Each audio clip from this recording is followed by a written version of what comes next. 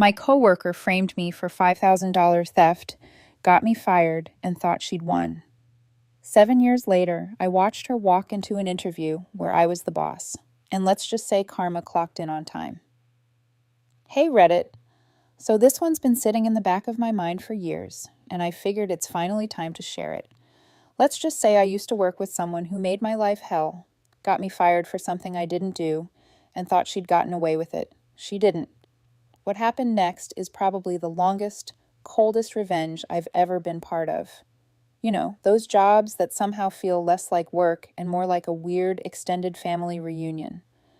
That was my first job at a business company. Let's call it Company A. 10 of us total, stuffed into a small building that somehow ran smoother than half the big-name companies in the city. We worked long hours, sometimes too long, but it never felt unbearable because everyone pulled their weight. Our boss, Mike, was one of those rare people who made you forget he owned the place. He'd roll up his sleeves, grab a coffee, and work next to you if things got hectic. No corporate nonsense, no empty speeches, just real leadership. You didn't see that kind of thing anymore. I still remember the rent story. I was in my mid-20s and rent had just gone up. I was short by $200, trying to figure out how to stretch canned soup into 3 meals. Mike must have noticed something was off because he called me into his office one day, pretending it was about an invoice. Instead, he slid an envelope across the desk and said, "You've earned it, kid. Don't worry about it." No lecture, no guilt trip, just quiet help. I didn't even ask how he knew. That's just the kind of guy he was. The longer I stayed, the more I started to feel like this was it. This was my place. But at some point, comfort turns into a cage. As good as things were, I kept hitting the same wall. I'd see management positions open up, but without a degree, I wasn't even considered. Mike wasn't the type to play favorites. He followed the books. I respected that, but it stung. I wanted more out of life than clocking in and out forever. One night after work, I stayed late organizing invoices. Mike was in his office doing whatever bosses do when they don't want to go home yet. When I was done, I knocked on his door. "Got a minute?" He looked up, smiled like he always did. "What's up, kid?" I told him everything. How I appreciated the job, how much the company meant to me, but that I felt stuck. I said I wanted to go to university, get a degree in business administration, try to make something more out of myself. There was a long pause where I half expected him to talk me out of it. Instead, he leaned back, crossed his arms, and said, "You know, I was wondering when you'd say that." I laughed, confused. "You were?" "Yeah," he said. "You're smart. You've got a sharp brain and a mouth that never stops moving. If you don't use that somewhere bigger, you'll get bored here. Go get your degree. This place isn't going anywhere." I stood there, not sure what to say. I had worked there so long that quitting almost felt like betrayal. "I just don't want to leave you hanging," I said. He waved his hand. "We'll manage. You go do what you need to do. When you finish that degree, come back if you want. There'll always be a spot for you here." That was Mike. No guilt trip, no drama, just support. Most bosses barely remember your name. He remembered your dreams. On my last day, Mike shook my hand and said, "You'll figure it out. You always do." I told myself it was the right move. Education, experience, new opportunities, all that motivational poster stuff. But here's the thing about life. It doesn't care how nice your boss was or how well you planned. It has a funny way of flipping the table just when you think you're ready for the next step. Still, walking away that day, I didn't feel scared, just determined. I promised myself I'd come back one day, not because I needed to, but because I'd earned my spot at the table for real this time. What I didn't know was that by the time I did come back, I wouldn't just be an employee again. I'd be the woman serving up karma with a side of satisfaction. At least that's what I like to tell myself now. Back then, I was just a broke student with a backpack full of textbooks and a part-time job at my new company. We'll call it Company B. A place that could make a prison cafeteria look like Disneyland. It was supposed to be temporary, just a way to pay rent while I finished my degree. But temporary turned into 7 years. Mostly because life doesn't really care about your plans when you're counting pennies for groceries. Company B was massive, about 50 employees, which sounds good until you realize that half of them quit every few months. The first week, my supervisor handed me a neon vest and said, "Try not to get crushed." That was the training. They didn't believe in breaks. Seriously, if you stopped moving for more than 3 minutes, someone would hunt you. I remember once leaning against a crate to stretch my back, and before I even blinked, the shift lead shouted, "You alive or what? We're behind." Bathroom breaks were a gamble. The second I shut the stall door, someone would bang on it like I was smuggling diamonds in there. "You done yet? We need you back." The kind of place where taking a breath was treated like theft. I stuck it out because tuition wasn't going to pay itself. I'd come home dead tired, microwave whatever cheap meal I could afford, and crash. Repeat. It wasn't glamorous, but I kept telling myself it was temporary. Then came H. She'd been one of my best friends from high school. She called me one night saying she'd been laid off and couldn't find anything. I told her, "Look, this place isn't heaven, but it's money. I'll put in a word." A week later, she was hired. I don't know who was luckier, her for getting the job or me for having a sane person to talk to. We started carpooling, having lunch together, and basically trying to keep each other from losing our minds. She called it survival by friendship. She wasn't wrong. The years rolled on like that. I worked, studied, worked some more. I climbed from part-time grunt to full-time, and when my degree was finally in my hands, it felt like all those nights of eating noodles and dodging managers had actually been worth something. Not long after, a position opened for warehouse supervisor. I applied, got interviewed, and to my shock, actually landed it. Finally, my own office, a glorified broom closet with a desk, but it was mine. My name was on the schedule under supervisor, and for once, people had to report to me. Things finally looked stable. H was still there, working in another department, but always dropping by to talk. We'd joke about how someday we'd both quit and start our own business. I didn't know it then, but that job was about to introduce me to the one person who'd make me seriously consider early retirement. Enter Witch. Yeah, that's what I called her. Everyone did.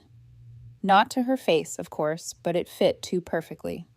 She showed up one Monday as a cashier, freshly hired, all smiles, fake laugh, and perfume that could knock out a horse. The kind of person who acted like the world owed her a parade for showing up to work on time. At first, I didn't pay much attention. She wasn't my problem.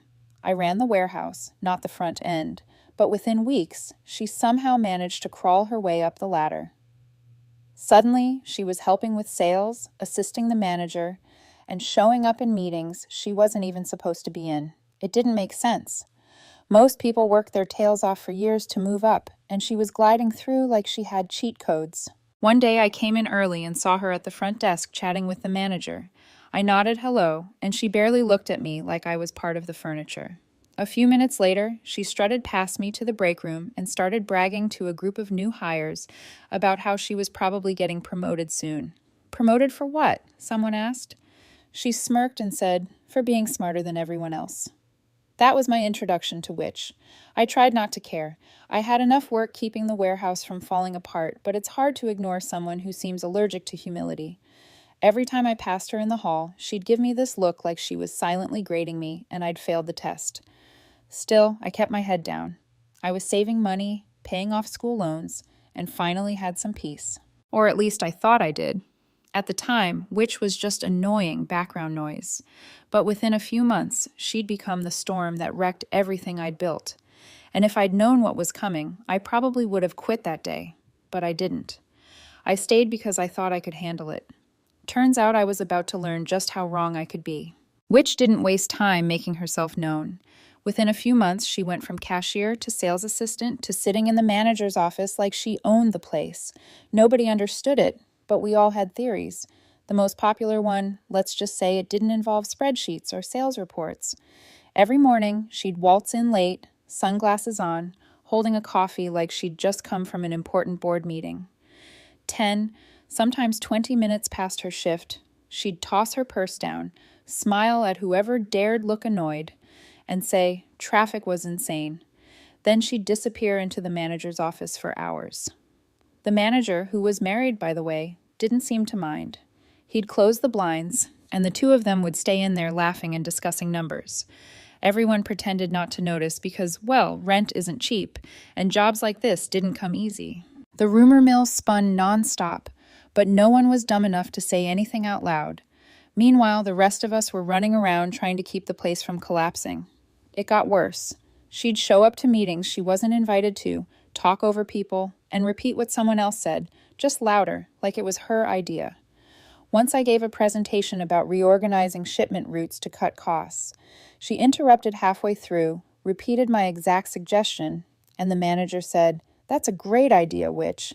I just sat there thinking, you've got to be kidding me. One day we had a huge truck delivery, short-staffed, and already behind schedule. I asked her if she could send a few people from sales to help unload just for an hour. She crossed her arms, looked me up and down, and said, "That's not really my job. My department has more important things to handle." "Yeah," I said, like sitting in the manager's office. She gasped like I'd insulted the queen. "Excuse me?" "I'll handle it," I replied quickly before I said something that would get me fired. That day, I unloaded the truck with just 2 people. By the time we finished, my shirt looked like I'd gone swimming in it. Witch strutted past, heels clicking, holding her phone up to her ear like she was making a $1 million deal. She didn't even look at us. It wasn't just me she treated like that. She'd pick random coworkers to blame for mistakes that weren't theirs, then smile in their faces the next day like nothing happened. HR practically had her name engraved on their door. But somehow every complaint vanished into thin air. One morning, I came in 5 minutes late. 5. I clocked in and got pulled aside by payroll later that week. "You were late Monday," they said. "We're deducting an hour for 5 minutes." Meanwhile, Witch showed up almost every day after me, and not a single thing ever appeared on her timesheet. I didn't even bother arguing. I just said, "Guess I should start wearing perfume and walking slower." They didn't laugh. By that point, my team started joking that Witch was the real manager. She had the attitude, the access, and the favoritism to prove it. But the joke stopped being funny when it started costing me. A couple of my warehouse guys came to me one day looking nervous. "Hey, Ramona," one of them said quietly, "you might want to watch your back." Witch was in the break room talking about how the warehouse keeps screwing up deliveries. I frowned. "We haven't had a late delivery in months."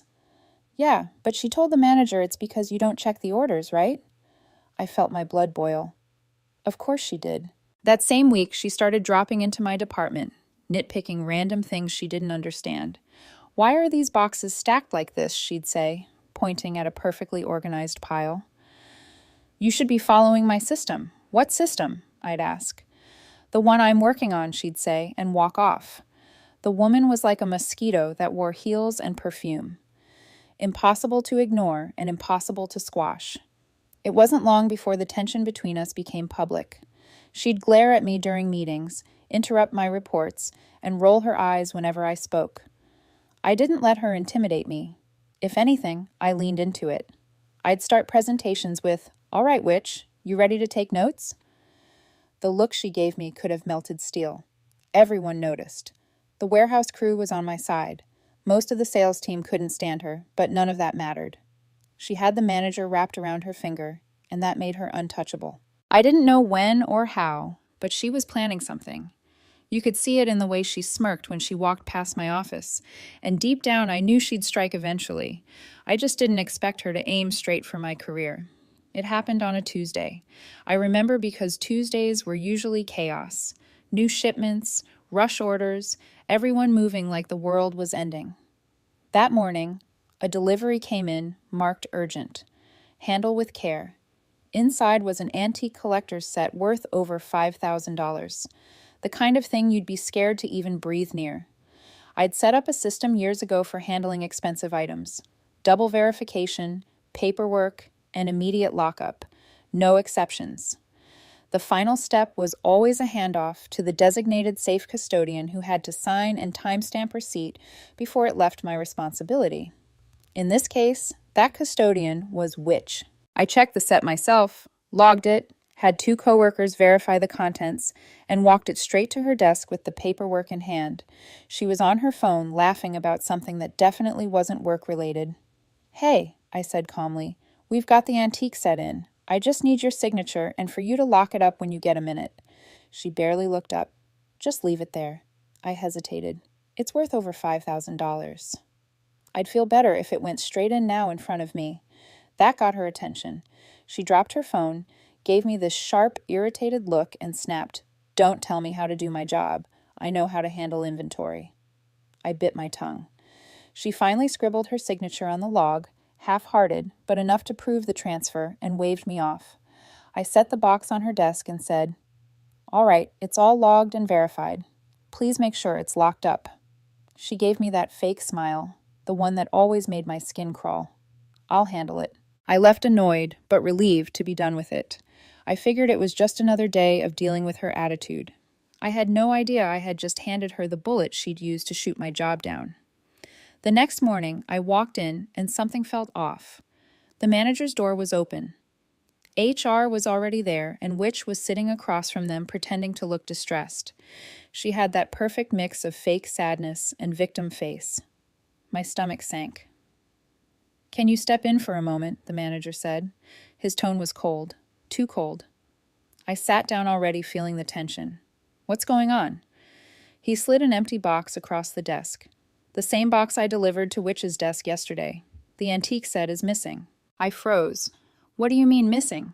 "It was supposed to be in the safe," he said, glaring. "Witch opened the box this morning to prepare it for pickup, and it was empty." I blinked, confused. "No, that's impossible." I checked it myself, sealed it, and handed it directly to her. Witch sniffled dramatically. "She's lying." When she brought it to me, the box was already light. I even asked if everything was inside, and she said it was fine. I turned to her. "That's not what happened, and you know it." She shook her head, pretending to look hurt. "I'm sorry, but I'm not going to take the blame for something I didn't do." The HR rep cleared her throat. "Do we have camera footage?" The manager sighed. "The system's been down for a few days. It's under maintenance." Of course it was. So there I was. No proof, no video, just my word against hers. I explained every step I took, every document signed, even offered to show timestamps. The manager didn't care. He leaned back in his chair and said, "I knew you'd be trouble one day. You always think you're smarter than everyone else." That hit like a punch. Trouble? I've been running this warehouse for years. Half your sales depend on what I do down there. He stood up. And yet somehow a $5,000 set went missing right after it left your hands. "Do you expect me to believe that's a coincidence?" Witch piped up softly. "Maybe she just made a mistake. All people do." Her tone was syrupy sweet, fake concern dripping from every word. If HR hadn't been sitting there, I might have laughed. She was enjoying this, every second of it. After a painfully long discussion, they asked us both to step out while they talked. I waited in the hallway, pacing, my heart pounding. 15 minutes later, the door opened. "Can you come in?" the manager said. I walked in, hoping for logic, maybe even fairness. Instead, he handed me a termination letter. "You're responsible for the item at the time of its disappearance. We have to let you go." I stared at the paper like it was written in another language. "You're firing me based on nothing." He didn't even look up. "You're lucky we're not pressing charges." I felt like someone pulled the ground out from under me. Just like that, 7 years of work gone. I gathered my stuff in silence, every eye in the warehouse on me. H ran up asking what happened. I just shook my head. They said I lost it. Which one? Her jaw tightened. She didn't win. Not yet. I forced a small smile, but inside I was wrecked. I walked out with a cardboard box under my arm, past the same doors I'd walked through 1,000 times. Only this time, they shut behind me like a cell door. I sat in my car for a long time, just staring at the building. All I could think was how fast everything flipped. One day I was running a department. The next, I was branded a thief. And Witch? She stood by the window of the office, smiling down at me. I don't know if she meant for me to see her, but I did. And that smug grin, that was her gotcha moment. If I'd had any doubts before, they were gone now. She'd done it on purpose, and she thought she'd gotten away with it. But here's the thing about people like her. They always forget one thing. Even the best lies eventually come back around. At least that's what I kept telling myself while I watched job after job slip through my fingers. After getting fired, I spent weeks applying everywhere: warehouses, logistics, even a couple of office admin jobs I was overqualified for. At first, interviews went great. People seemed interested, impressed even. Then came the background checks. Every single time, the same pattern: silence, then a polite rejection email. It didn't take a genius to figure out why. Company B had basically labeled me a thief. Nobody wanted to hire the woman who lost a $5,000 item. My name might as well have been stamped with "Do Not Trust." I tried not to get bitter, but it's hard when you know the real criminal is still out there smiling behind her desk, probably bragging about her promotion. Bills were stacking up. My savings were thinning. One night, while scrolling job listings that all started to blur together, I saw a posting that made me stop cold. Company A hiring manager position. It felt like the world paused for a second. My old home, my first real job, the place that taught me how to do things right. But my stomach twisted when I thought about calling. What if they'd heard the rumors too? What if my name was already tainted beyond repair? Still, I had nothing left to lose. So, I picked up the phone. When Mike, my old boss, answered, his voice sounded exactly the same: warm, calm, like nothing had changed. "Hey kid, been a long time. What's going on?" I didn't sugarcoat it. I told him everything from getting hired at Company B to Witch's setup to walking out with my box of things while she watched. I half expected him to be disappointed. Instead, he just sighed and said, "I believe you." That hit me harder than I expected. He continued, "You know, Company B's got a bad rep around here. Nothing official, but there have been some questionable stories floating around. Never had proof, but smoke usually means fire." "So, it's not just me?" I asked.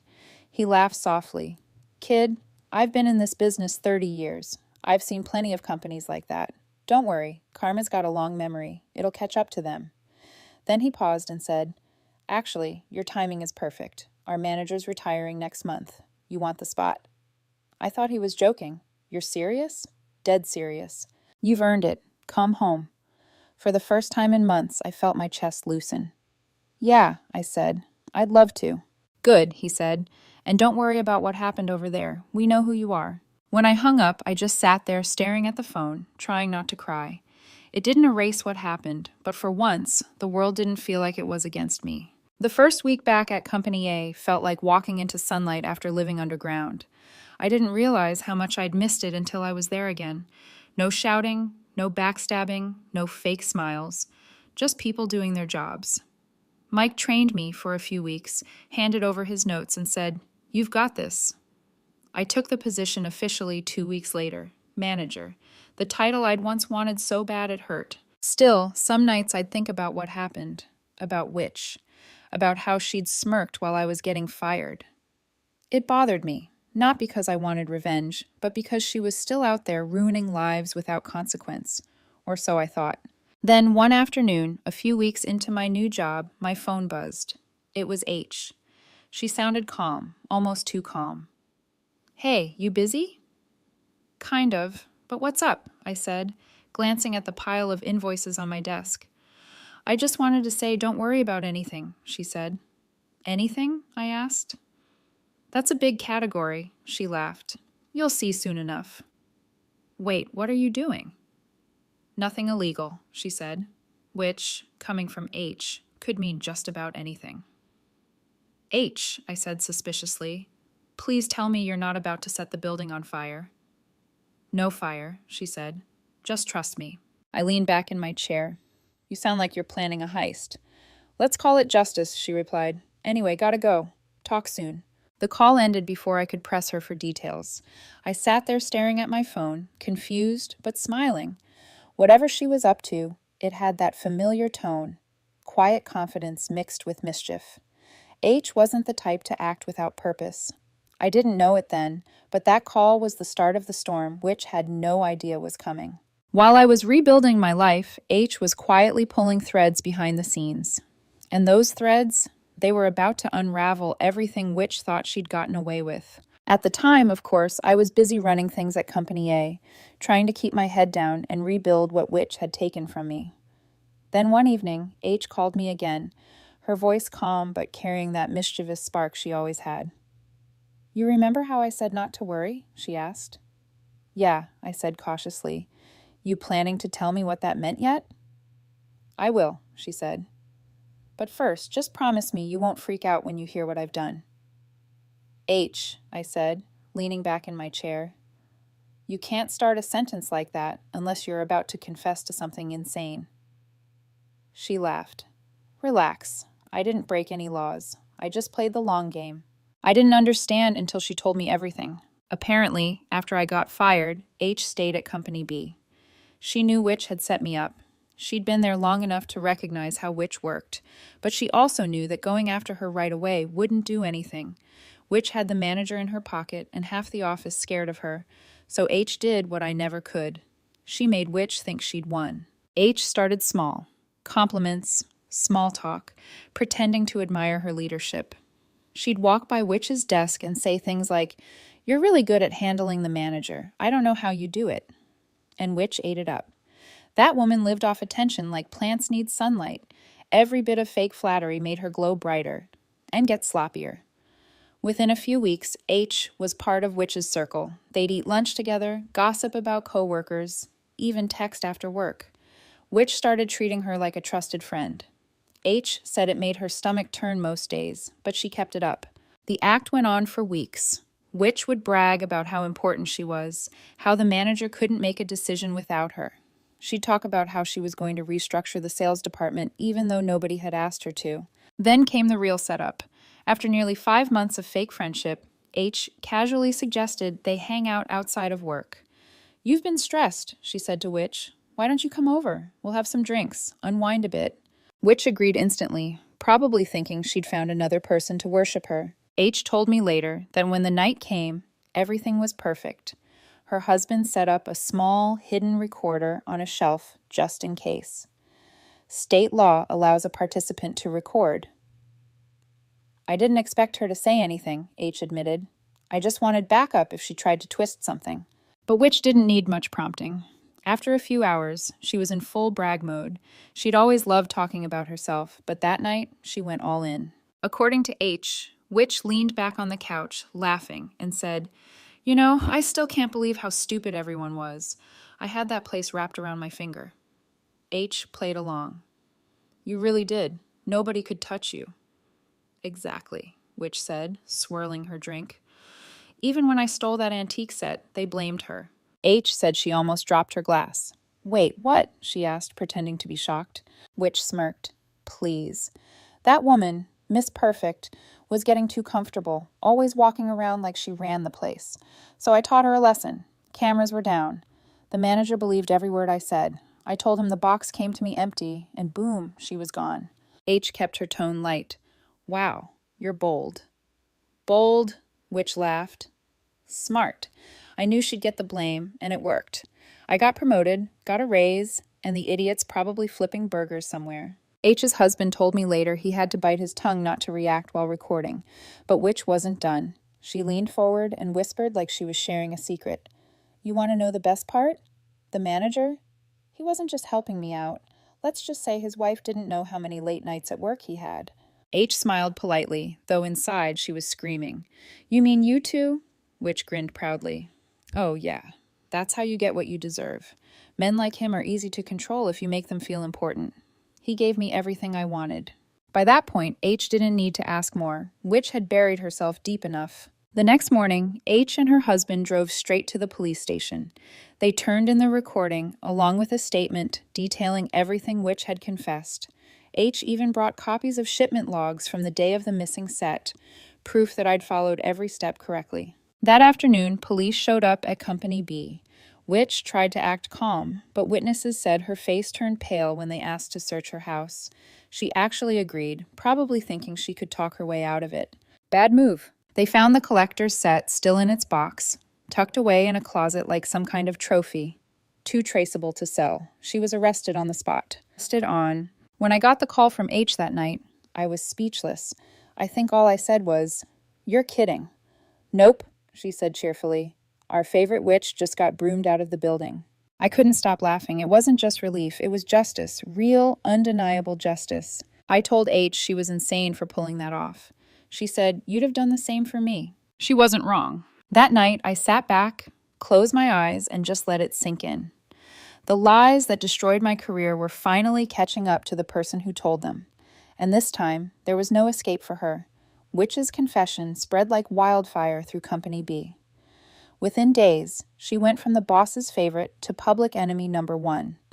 HR tried to spin it at first, claiming it was a misunderstanding and that they were cooperating fully. But that died fast once the police raided her house and pulled out the antique set she swore she never touched. When the case went to court, I got a call from the prosecutor asking if I'd be willing to testify. I didn't even hesitate. "Tell me when and where," I said. Sitting in that courtroom months later felt surreal. Witch looked nothing like the smug woman who used to strut through the office. Her hair was messy, her face pale, and her confidence was gone. She didn't even look at me when I took the stand. Maybe she knew she couldn't talk her way out of this one. The prosecutor asked me to walk through everything: how I handled the shipment, followed procedure, handed it to her, and got blamed. I told the truth calmly, clearly, and with the same precision I used when I logged every piece of inventory. When they played the recording, her own voice bragging about stealing the set and sleeping with the manager, you could hear a pin drop. Her lawyer tried everything, said the confession was taken out of context, said she was under the influence and didn't mean it.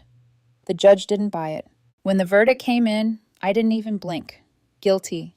Theft over $5,000, fraud, and obstruction. The judge gave her 5 years. She gasped, shouted that it was unfair, and tried to argue. But the bailiff was already leading her out. 5 years. It wasn't even close to what she deserved, but it was enough. Watching her get escorted out in cuffs was the first time I actually felt my shoulders relax in months. The aftermath hit Company B like a wrecking ball. The press got wind of the theft, the affair, and the internal cover-ups. Turns out Mike wasn't wrong. There had been plenty of scandal bubbling under the surface. When everything came out, clients pulled contracts, suppliers cut ties, and lawsuits piled up. Within 6 months, the company filed for bankruptcy. The manager didn't escape either. The DA said they couldn't prove his involvement beyond bad policy decisions and the affair. So, no charges, just divorce and career collapse. His wife took the house, the car, and what little reputation he had left. His late nights at work finally caught up to him. The man who once looked down on me was now delivering packages for a living. Poetic doesn't even begin to cover it. As for Witch, her husband bailed, her family disowned her, and no company would touch her with a 10-foot pole. Every background check screamed her crimes. Even entry-level jobs didn't want her. Karma didn't just visit her, it moved in permanently. Meanwhile, life was good on my end. Company A thrived, and I was running the show smoothly. I built a solid team, trained new hires, and even helped expand into another branch. I didn't think about Witch anymore. She was just an old scar, something I'd healed from but would never forget. 3 years later, after she was paroled, HR walked into my office holding a stack of resumes. "Hey," they said, "we've got a few applicants for the new logistics role. Mind taking a look?" "Sure," I said, flipping through them absently, and then my hand froze. There it was, her name, Witch. Same last name, same city, same email. I actually laughed out loud. HR looked at me funny. "Something wrong?" "No," I said, grinning. "Actually, call her in for an interview."